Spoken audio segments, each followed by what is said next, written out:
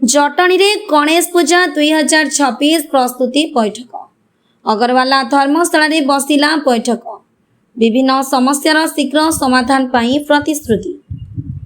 आगामी गणेश पूजा 2026 को शांति श्रृंखला सुरक्षित और सुचारू भाव पालन करने नहीं जटणी म्युनिसिपालिटी पक्षरु प्रस्तुति बैठक अगरवाला धर्मशाला रे अनुष्ठित हो जाइछि। म्युनिसिपालिटी चेयरमैन अनंत चरण बेहरा अध्यक्षतार अनुष्ठित यह बैठक में पूजा पूर्व सहर विभिन्न समस्या आवश्यक व्यवस्था नहीं विस्तृत आलोचना होता। बैठक में Jatni municipality EO Akriti Goyanka, IIC Stalin Biswal, vice chairman Aarti Biswal, सांसद प्रतिनिधि Satish Sharma, AE Patit Pavan Pattnaik, PHEO Shantilata Dev, ME Aditya Narayan Singh एवं R&P assistant engineer Saroj Kumar Mishra समेत विभिन्न विभाग अधिकारी और प्रतिनिधि उपस्थित थे।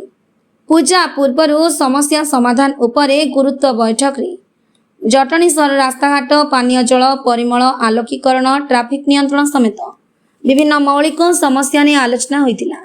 गणेश पूजा समय अधिक भिड़ हेबा दृष्टि यातायात व्यवस्था को सुगम करने एवं श्रद्धालु और साधारण लोकों को जेपरि कौनसी असुविधा न हुए से नहीं आलोचना करा जायतिला। पूजा पूर्व आलोचना होइतिबा विभिन्न समस्यार शीघ्र समाधान कराजिबो बोली संपुक्त विभाग अधिकारी माने प्रतिश्रुति देथिले। जटणी रे गणेश पूजा को शांति श्रृंखला सुरक्षा और सुचारू भाव संपन्न करबा पई प्रशासन, पुलिस और विभिन्न विभाग मध्य समन्वय रखी कार्य कराजिबो बोली बैठक रे गुरुत्व दिया जायतिला। जटणी मोहम्मद लतीफुर रहमान का रिपोर्ट, समर्थ समाचार।